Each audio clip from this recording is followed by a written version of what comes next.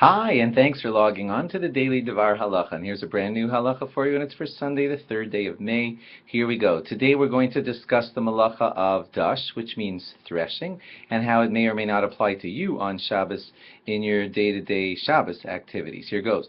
Threshing, the way it used to work in old-fashioned times, was that people would pretty much just like step on or bang against stalks of grain, thereby causing the kernels to break away from the grain and then be able to collect all of them so that they could turn them into flour eventually. So that activity of things like stepping on or crushing the stalks so that the grain should pop out, those kinds of activities were called threshing. And threshing in different applications can apply to you on Shabbos. Here's what you need to watch for. For example, if a person were to crush a honeycomb, thereby extracting the honey from the honeycomb, that would be an example of threshing, and you're not supposed to do that on Shabbos. If a woman wanted to express her own milk from herself on Shabbos, not through nursing, but just by something like pumping the milk out, that would be considered a threshing type of activity and not allowed on Shabbos.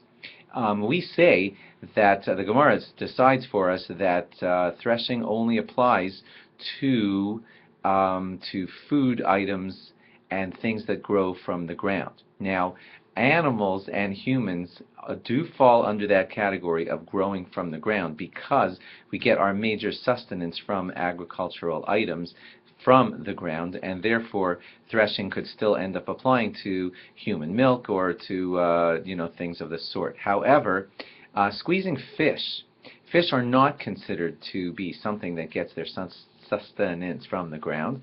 They get it from the waters, and therefore if a person were to take like a raw fish and squeeze juices out of it, he wouldn't biblically be guilty of threshing on Shabbos, but the rabbis did come to prohibit that anyway because it resembles threshing and they didn't want us involved in activities like that. Similarly, if a person were to squeeze on polyester materials that had liquid inside of them, thereby squeezing the liquid out of the polyester.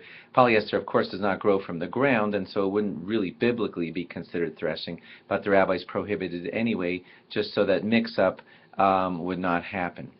If a person wanted to peel back the bark on some tree to have the wood be exposed, that too would fall under the category of threshing, and you can't do that on Shabbos. Now there is an offshoot, a tolda, that really means like it's born out of the malacha of threshing, and that's something called mefarek, and mefarek really means, the way Rashi explains it, to unload something.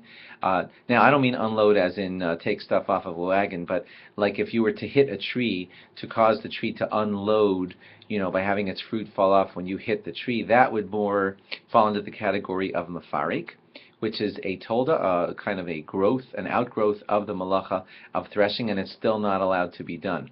Examples of where you could be guilty on Shabbos of mefarek would be if you picked out the peas from their pod on Shabbos. That would be mefarek, and you're not allowed to do that. If you were going to squeeze grapes for their juice, that would be mefarek, causing them to unload their juices from within, and that you're not allowed to do that on Shabbos either.